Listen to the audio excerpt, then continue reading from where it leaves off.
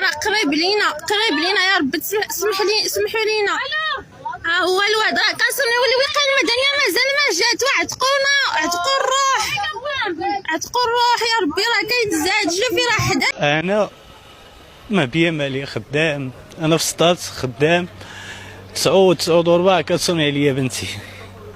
با الكار دا الواد، با اجي عتقنا، با وكتشهد صافي. ديك الساعه انا ما سديتش المحل، خليته هكاك. ها صونيت على واد قلت له سدو صافي، وجيت تلاقيت مع الطريق وانا كتشوفني وانا دروكا مشدود، وباقي ما عرفت دروكا المصير ديالها، وهي من المفقودين، باقي ما كاين لا جثه لا والو.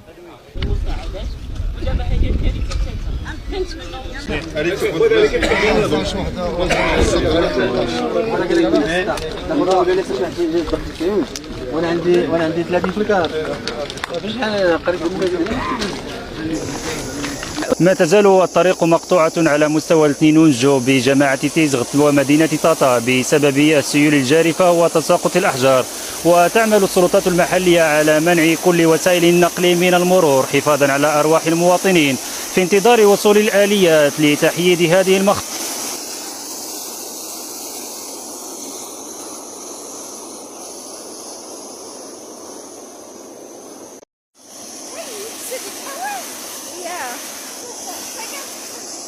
اللهم لك الحمد أنت نور السماوات والأرض ومن فيهن، ولك الحمد أنت ملك.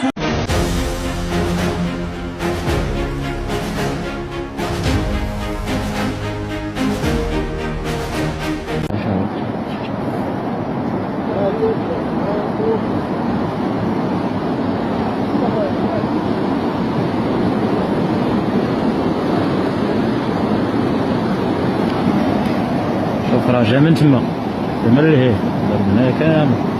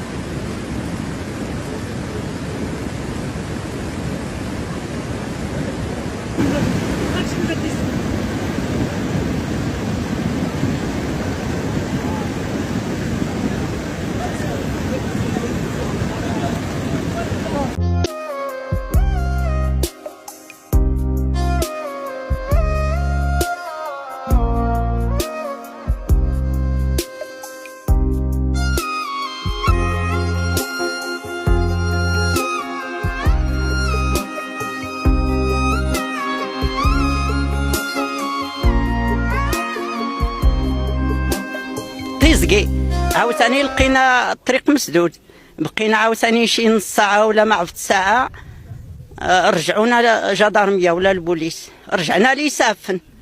الناس بايتين تحت في الشانطي، اللي بات في الكار، اللي بات في الطوموبيل، اللي بات غير في تحت الساريات، اللي بات غير في العراء.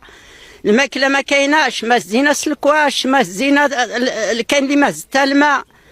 المهم حنا لقينا شي الناس، الحمد لله هاد العائله اللي معايا راه لقينا شي الناس دخلونا، ولكن كاينين الناس مساكن مكرفسين بايتين غير في الطريق. ايوا هذا الشيء اللي كاين. عندنا واحد الدوار سميتو اغوليز، راه من البارح تقطع فيه الريزو، راه حنا جينا في الجبوله وفي الويدان ما عرفناش طرا بيهم، طاطا ما قدرناش ندوزو. ايوا حنا باقي محصلين هنا في سميتو الاثنين واحد الطريق قريبه لتيزكير. ديك الساعتين اللي حبسنا تما جاو كاين السلطه، كاين جدرميه، كاين القيد، طلقونا وجينا لهنا.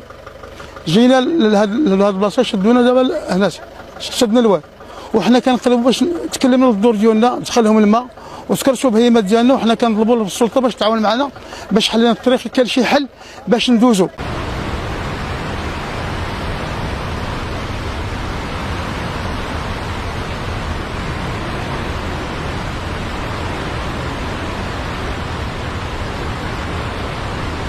وهو الذي ينزل الغيث من بعد ما قنطوا وينشر